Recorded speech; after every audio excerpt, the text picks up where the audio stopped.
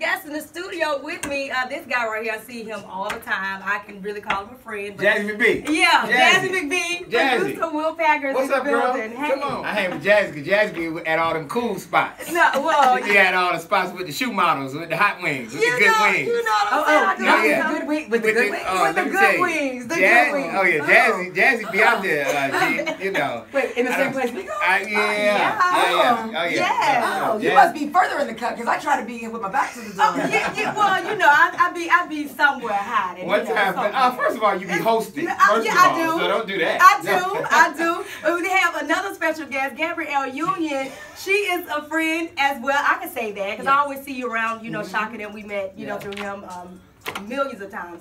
But you are in the ATL now. Of course, visiting. We definitely got to go ahead and get into it. You are always playing a role. I'm not going to say always, but mostly playing a role where you're just like this sweet, nice person. But this time, you're playing like a mom who's just like fitting for her kids. Like, I don't want to tell the movie because, you know, you guys had the screening yesterday, last night. So tell me a little bit more about that. You know, the movie is about a woman whose children get taken hostage, basically. And the fact that she will do anything and everything to make sure her kids are safe and to save the day. And you know, as mothers and as people who care about children, you always surprise yourself with what you're capable of when your back is against the wall when it comes between, you know, your kids and surviving.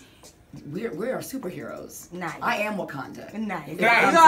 Wakanda. You know, it's cool, Jazzy. So, name of the movie's called Breaking In, right? So, a lot of times you see, and you got to break out, right? And so, like, the bad guys are coming to chase the, you know, people inside the house. In this one, what's interesting is that the bad guys are in the house with Gabrielle's family. She has to break in to the house. It's a little bit of a different twist than what you normally see. She's got to get it, and this house is highly fortified. You have to get in. I got to get in.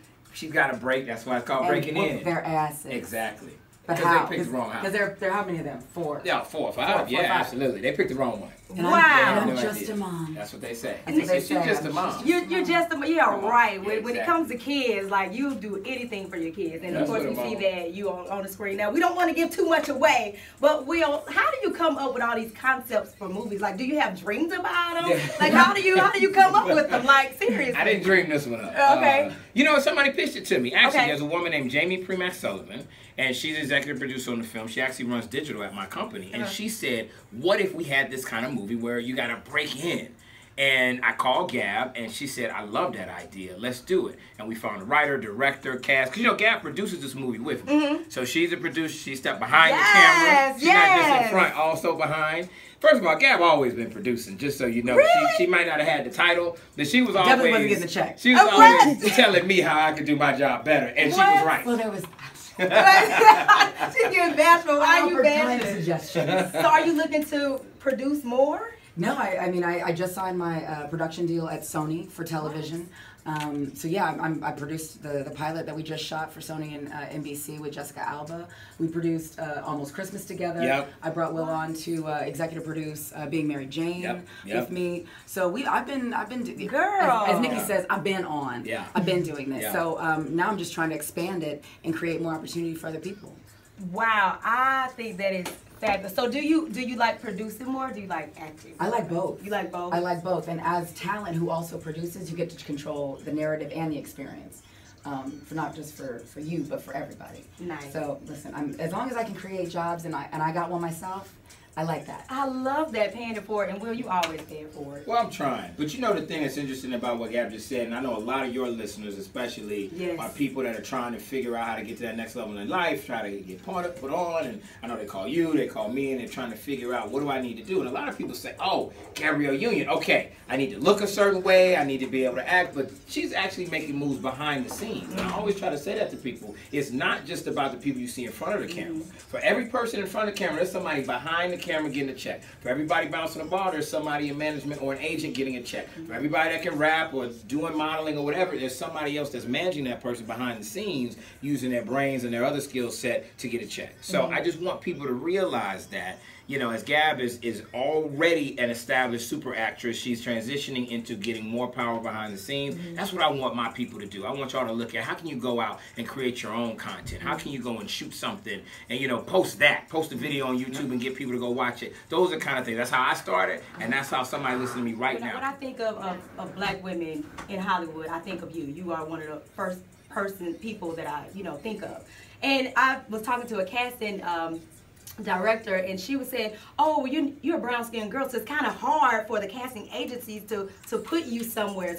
So you're either light-skinned, you're either white, or you are either like dark or just dark-skinned." So that's weird because they didn't tell me, Taraji, Carey, Viola, Octavia Spencer, Sanaa, Regina Hall, or King. Yeah. So I don't know. I didn't get that facts. In real life, who our men choose. Now that's a different conversation. Okay. Oh, here we go. That's a different conversation. Talk about it. If we're going to be honest about colorism, yeah.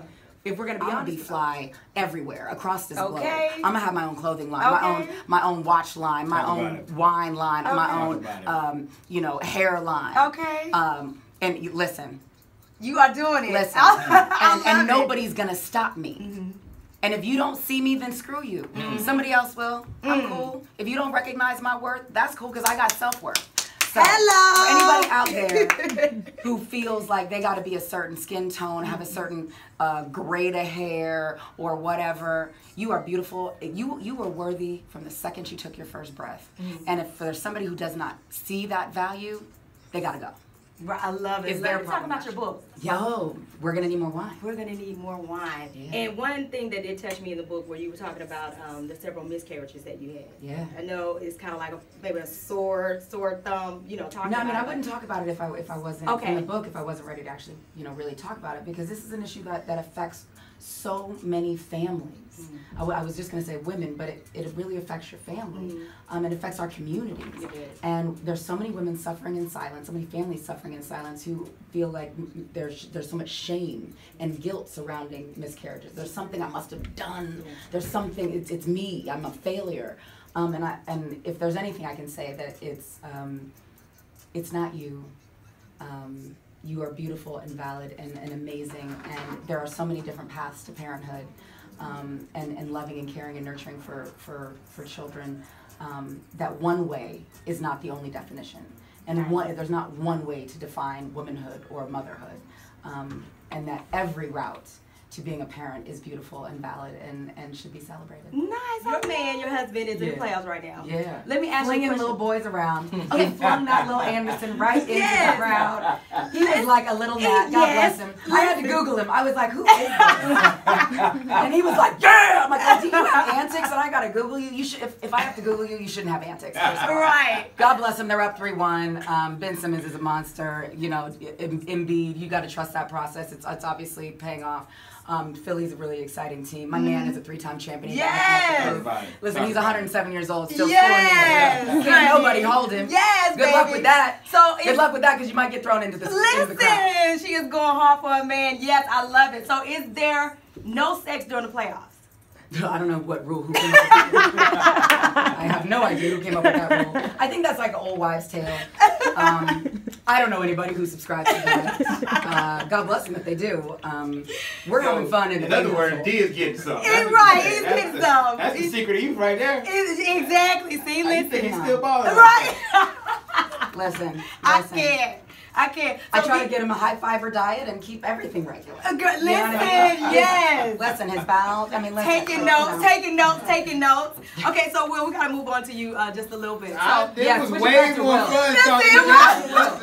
Listen, I don't want to leave you out because we can go all day. Get out Dwayne Wade's fiber diet. Is that what you said? You don't want to dwell on that? Listen, I don't want to. Listen, I understand this is a married couple, so I don't want to go too much into the private business, but.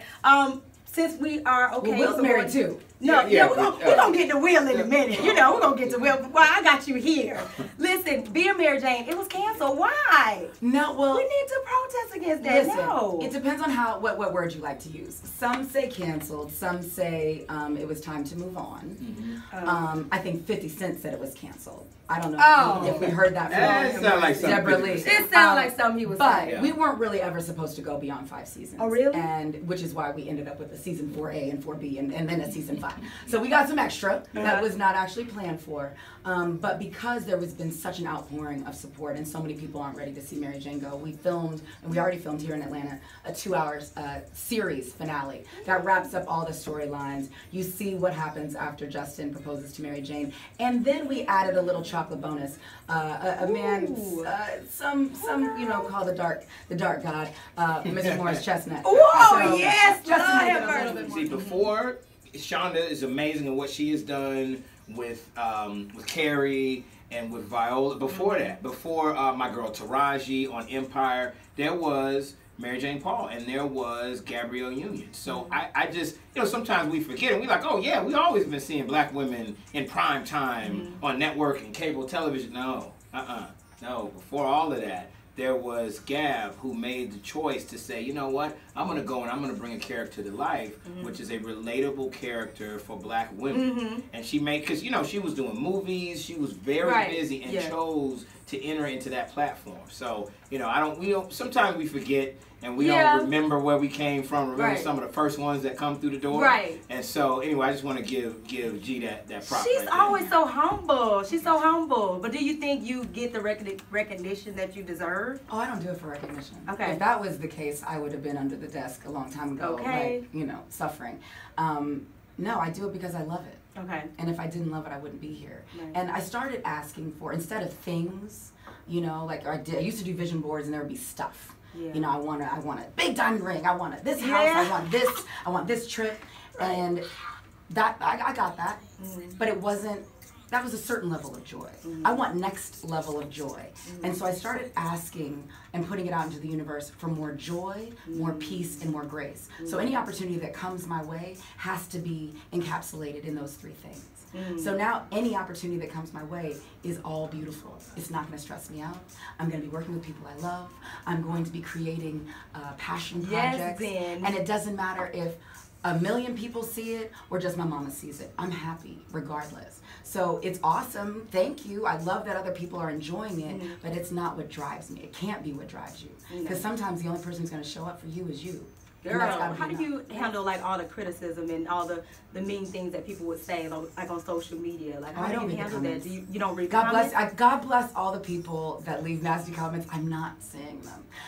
Nice. So you are actually wasting your time. I do, people will point out, oh, this person is, said something really sweet, but no, I just don't, I can't sign up for it. I don't watch shows that give me anxiety.